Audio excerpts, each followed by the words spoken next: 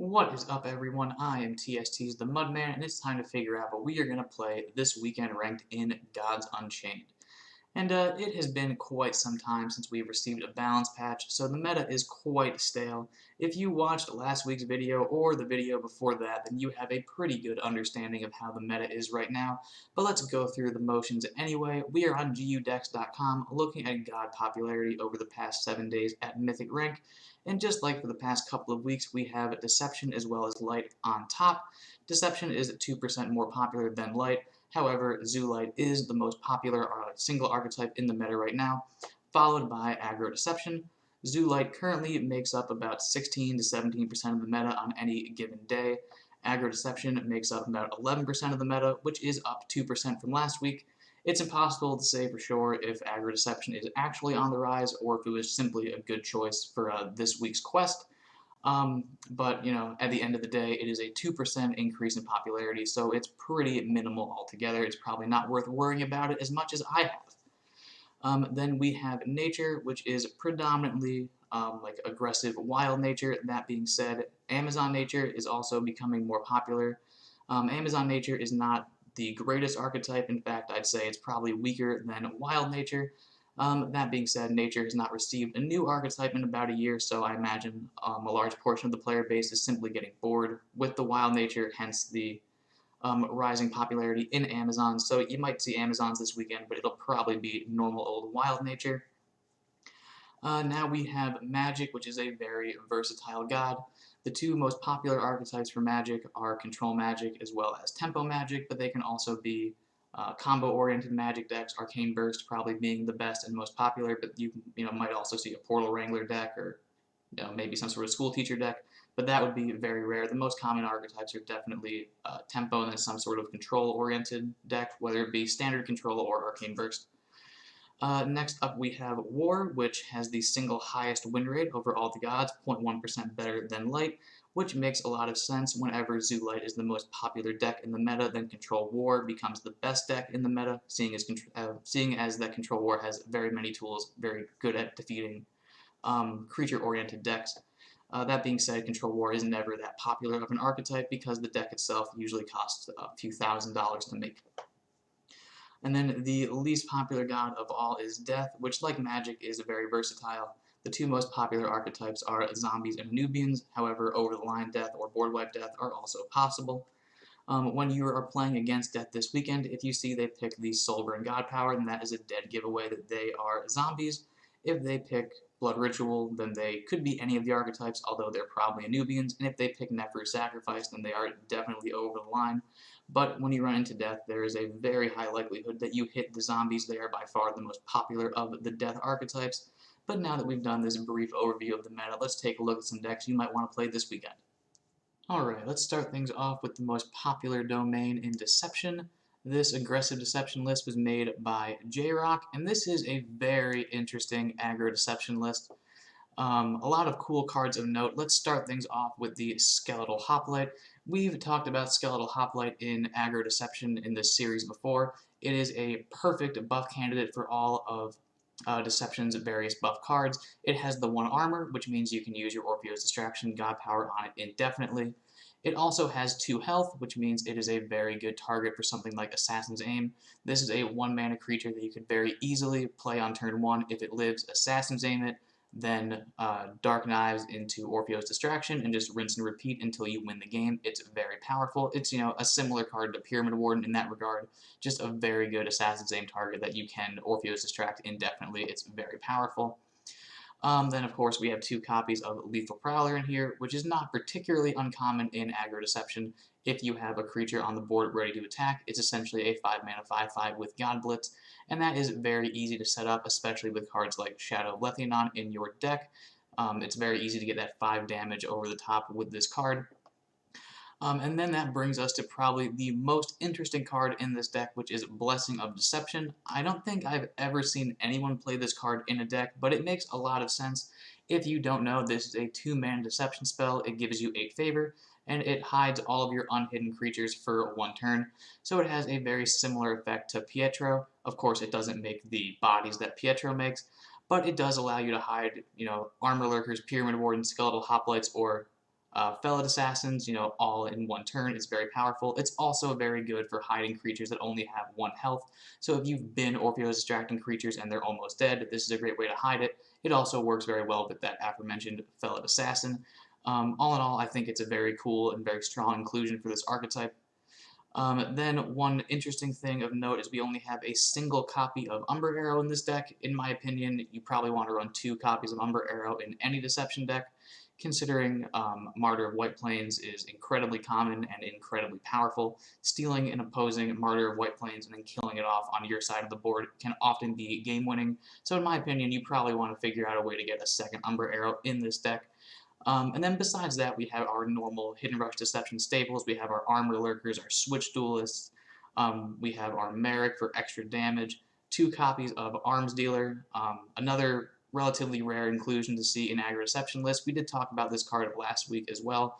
It's very good for buffing your entire board, and considering we have cards like Blessing of Deception in this deck, it's not unrealistic to have a relatively wide board that you can potentially buff exponentially. In fact, the Echo creature that Arms Dealer creates works very, very well in combination with Blessing of Deception or with Pietro, whatever you want. All in all, I really like the construction of this deck. It seems very powerful, and it's quite a bit different than the standard Hidden Rush Deception decks that we've seen in the past. So if you're a fan of Aggro Deception and you want to try something a little different, then this could be the perfect list for you this weekend. Alright, next up we have the single most popular archetype in Zoo Light. This list was made by Zoo Light Master Meppo, and we've been talking about Zoo Light a lot for the past couple of weeks. It's been arguably the best archetype. It's been the most popular archetype for the past couple of weeks. Meppo's list here is very nice. It's a very tight, consistent looking list. I don't think there's much point in going over the strategy of Zoo Light. It's pretty simple. You play creatures, you buff creatures, you have lots of individual creature buffs like Fellow Janissary and Milton Theus. You have AoE board buffs like Radiant Dawn as well as Chaining of the Gods. And then you just have good creatures, strong Echo creatures, powerful cards like CERN and Highborn Knight. Zoo Light has been the most popular archetype for a reason. It's incredibly powerful. If you're a fan of Zoo Light, then Meppo's list here is a very nice looking list, and it should do very well this weekend ranked event. And now let's move on to Amazon Nature. This list was made by Cyan, and like I said in the beginning of this video, Amazon Nature is an archetype that's growing in popularity. As you can see from the curve, there is a higher population of 1 and 2 mana cards compared to its wild nature counterpart, meaning that this archetype is capable of going wide faster. And it can capitalize on those wide board states with cards like Canopy Sniper, one of your Amazon payoff cards. This is a 2 mana 1/3 with the effect of after an Amazon creature attacks, or a friendly Amazon rather attacks, you deal 1 damage randomly to an enemy creature, which is very powerful. It allows you to go face and trade simultaneously. And let's check out some of our other Amazon payoff cards. You have the Penicillian Warrior. This gives one of your Amazons +1/+1. Very easy to understand, sort of like a more stringent Fellow Janissary. You have your River Jumper Captain, one of your strongest Amazons. It is naturally a 3 mana 1/4, however, it gets +1 strength for each friendly Amazon, and as you can see from the curve, it's very possible to have many Amazons on the board as early as turn 3, making this creature very large and warded, which makes it quite hard to deal with and capable of dishing out lots of damage. We have Paradise Warrior, or Warrior of Paradise rather, which isn't technically an Amazon payoff card, but it does buff your existing Amazons, making them stronger. Our final Amazon payoff card is, of course, Morty's Daughter. This is a 5 mana 2/2 with Blitz. It has a pick 1 effect. You can either give this creature +2/+2, making it a 5 mana 4/4 with Blitz. Pretty decent for removing creatures from the opposing side of the board. But its second effect is the more juicy ability. It is give a random friendly Amazon +4/+3. Which is a pretty substantial creature buff. You do, of course, also have the 2/2 with Blitz, capable of, eliminating a small creature. Essentially, it's an action woman plus a big buff. A very powerful Amazon-related card. Besides that, in the neutral slot, we have Pyramid Warden because it's really good. Like I said, many times already, this deck is capable of going wide early. And it's good to be able to hide your Amazons behind a big, strong Pyramid Warden. And then we have Blade of White Plains because it's good, and because this deck curves out quite early, it's good to be able to draw cards, and it's a tempo-oriented deck, so destroying creatures is also very powerful. Oh, I also forgot to mention another one of the Amazon payoff cards. in Primal Guidance. This is a very strong removal spell. If you have an Amazon on the board, it is a 1-mana spell that deals 3 damage. The last important thing to note is, as you can see, the God powers change based on matchups. You're going to want to go with Selena's Mark God Power against Deception, Deception, Death, and War, and then Animal Bond against everything else. All in all, this deck seems pretty strong. It has a very nice 69% win rate, and it should do, relatively well this weekend, and it should definitely be fun. So if you're looking to, play this Amazon deck and have a pretty good time, it could work. Alright, next up we have Card Draw Magic. Valdez has been doing particularly well with this list over the past week. However, Clutch was the original creator of this list, and in fact, this is the 3rd time we have featured this exact deck on this series. So we're not going to go over it much again, but it is strong. It's been strong for the past month. It's the 3rd time this deck has been featured on this series. If you like Tempo Magic, this is an excellent list, and I highly recommend it. Alright, now we have Control War. This list was made by Virtual Deity, and this archetype is in a very favorable position in the meta right now. As you saw in the beginning of the video, Aggro, Deception, Zoo Light, and Nature are the 3 most popular gods or archetypes floating around the ladder right now, and this deck is very well equipped to beat all 3 of those decks. It's particularly good at beating Light and Nature. Both of those archetypes are creature-oriented tempo decks. This deck has incredibly powerful blitz creatures like Wolf Cult Vanguard, capable of destroying 2 creatures for 1 card. Both of the relics are outstanding at getting rid of multiple creatures by themselves. We have Orcish Elite, which does, effectively the same thing as the Wolf Cult, just with more health. We have excellent AoE in here with Carnage Sweep as well as Soul Survivor, capable of getting rid of any board.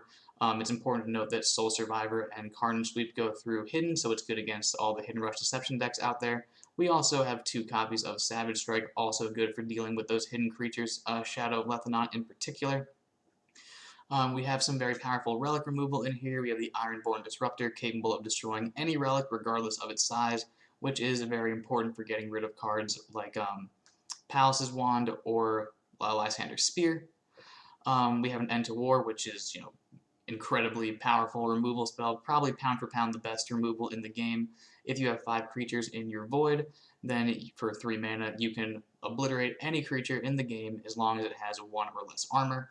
It is incredibly powerful, and there's also a pretty fair amount of healing in this deck. We have the Afterlife of the Magic Missile Launcher. We also have Hector, which can very easily have Twin Strike and Leech, capable of healing you for a ton. Then there's Avatar of War, who himself has Leech, and he also creates you a relic that will heal you for 10 guaranteed, as well as deal potentially 10 damage to your opponent's face. And last but not least, in the healing department, we have Demogorgon, just staple of any control deck. As far as value is concerned, if you end up in a control matchup, we have Therial to make lots of good creatures, as well as just be a relatively threatening body on his own. Essentially, this deck is very powerful in the meta right now. It's good against all the most popular archetypes. So if you have the collection to create Control War, it could be a very good choice for this weekend. And like I said in the beginning of this video, this archetype is never particularly popular because, as you can see, it is very expensive to produce. But if you are frustrated with your Control War opponents, if you want to play Arcane Burst Magic, Control War has pretty much no way of beating Arcane Burst, so that's always fun to keep in mind, but this is an incredibly powerful archetype that you might want to choose for this weekend. Alright, and the last archetype to go over is Over the Line Death. This list was made by all the question marks, and for the most part, this is a pretty standard Over the Line Death deck. It does have one slightly strange aspect. As you can see, we have 2 copies of Ragnarok in this deck and no copies of Sulfuric Rain. Generally, Sulfuric Rain is more popular because it helps you draw through your deck and get your combo pieces. It also can mill your opponent. That being said, Ragnarok isn't just strictly worse. Ragnarok is more burn, so it's better at controlling your light opponent's boards, for example, or your nature opponent's boards. It's also burst damage, so you can get a surprise 6 damage to your opponent. It also deals damage to you, making it so your Thanatars, your Suruses, and your Possessed Acolytes are easier to activate. So, although I prefer the Sulfuric Rain, I don't think it's necessarily better or worse than Ragnarok. It's simply different, and Ragnarok definitely has some of its advantages. But don't worry, we have 2 copies of Wind Up Roller in here. mitigate that lack of card draw from the no sulfuric rain, so you can still cycle through your deck relatively easily. And of course, this is death, so there's lots of card draw. There's still 2 copies of Burrowing Scarab, 2 copies of Untold Greed, Fleshbind, V-Rock, and Cannabis Quarters to do it all over again. If all long-term watchers of this series know that Over the Line Death, in my opinion, is the strongest of the death archetypes. However, it is definitely the most difficult to play. And there's always one thing that you gotta be cognizant of when you are playing this archetype, and that is Gleam Weavers or any type of Void Hate, as well as transform effects. Cards like Lights Levy, New Lights Levy, Ratify, they no longer go to the void when cards are transformed. So you gotta be cognizant of those things. Probably make sure you destroy your Possessed Acolyte or your Rock Drake Egg the turn you play them, and not give your opponent the opportunity to transform them. But all in all, Over the Line Death is a very explosive archetype. It's very good at controlling the board state with all of its sleep effects, and it's capable of dealing 30 damage in one turn, so what's not to like? Alright, it is conclusion time. We talked about the meta, we looked at the decks, what do? Well, the meta hasn't changed in a few weeks, so you may not be surprised, but you should probably go with Zoo Light. It's arguably the best deck in the meta currently. It is certainly the most popular, and if you want to beat the Zoo Light decks, then there's always Control War, the tried and true Zoo Light killer. That being said, J-Rock's Deception list is really cool, but whatever you go with, try to have fun, tell us how you did in the TST Discord, and have a wonderful day. Hey, you! Did you know that subscribing to the TST YouTube channel will increase your win rate by 6.9%? So what are you waiting for? Subscribe to the channel and hit the bell for notifications. And while you're at it, equip Scythe of the Harvest and attack the like button directly in the face. Bye-bye!